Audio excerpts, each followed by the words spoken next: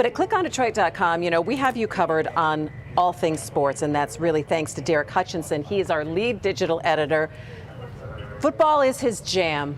And he writes all the great stuff that you read on clickondetroit.com. And so he's joining us now to talk a little bit about previews for MSU, U of M this season, and also so I sound slightly intelligent at cocktail parties that I go to, that I at least slightly know what I'm talking about. Derick, it's great to see you. Thanks for being with us while you're, still writing for Click On right now.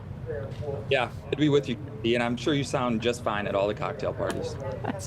Blah, blah, blah, blah. I think they've got it under control. They just have to score a lot of points. All right, so let's get started with it. What are the storylines that we're seeing for MSU and U of M? Let's start with U of M first. Yeah, obviously two programs in very different spots right now. For Michigan, the story is you've been to the playoff the last 2 years. You've won the Big Ten title the last 2 years, blown out Ohio State. But this year's team is better than the last two teams. So everybody's looking forward and saying, can Michigan get over the next hump, which is winning a playoff game, winning the first national championship for the program since '97. So really, there are no expectations other than to win it all for Michigan. Last year it was an undefeated. You beat Purdue to be 13-0 regular season, and then you go and you lose a playoff game to a team that I think we all know was worse than Michigan. So now it's about putting in the work to get back, and when you get there, taking advantage of it. All right. What about Michigan State? Yeah. Yeah. Michigan State, they have a little bit of a reputation the last couple years where if they have a down year, they have a tendency to bounce back. I think about 2016, Mark D'Antonio's year, Michigan State went 3-9. Everybody was saying, the program's toast. Michigan State's run is over.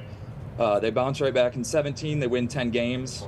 Similar 2 years ago, Michigan State was coming off a rough COVID year. They go 11-2, go to the Cotton Bowl. So we're waiting to see if Mel Tucker can do that again. It's a very new look team. There's a lot of questions, a lot of uncertainty, but they need to get back to a bowl game. Yeah, I think we sometimes with Michigan State, we see flashes of brilliance, and then all of a sudden we're like, wait, what team are we watching? Is there an upset maybe brewing tonight with Central, Derick? Central's a good team. I think they're capable of pulling the upset, but I don't see it happening tonight. I think Michigan State's going to be a little bit better than everyone's expecting. They're strong in a lot of the areas that make it harder for a team like Central Michigan to pull an upset. They're good on the offensive line, front seven on defense, really strong. So I could see it happening. I wouldn't bet on it happening. I feel pretty confident in Michigan State tonight. All right, so you put up an article, like 13 questions that you're answering, and I can only imagine the things that get sent into you and what people are talking about. Give us some of the highlights of the 13 questions that you're hoping to answer during the Michigan game.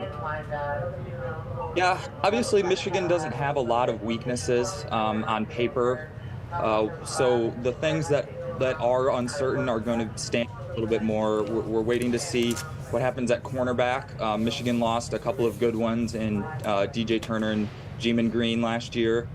Who's the number 2 cornerback after Will Johnson? Is Will Johnson healthy? He had off-season surgery.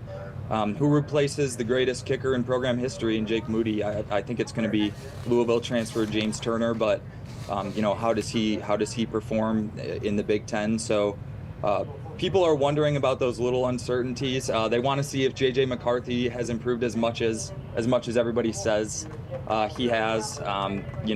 There's obviously the Harbaugh suspension these first 3 games and what that looks like. So as much as we think we know about Michigan, there's still plenty of questions that we won't get answers to until they take the field. All right, who's more intense, Michigan fan or Michigan State fan? Ooh.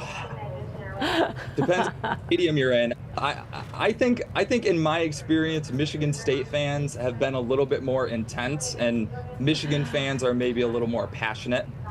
But they're both way up in terms of the fan bases I've run into. Yeah, and they'll be hitting you up on clickondetroit.com throughout the season, of course. We can't wait to see what you are writing next. Thanks so much, Derick Hutchinson.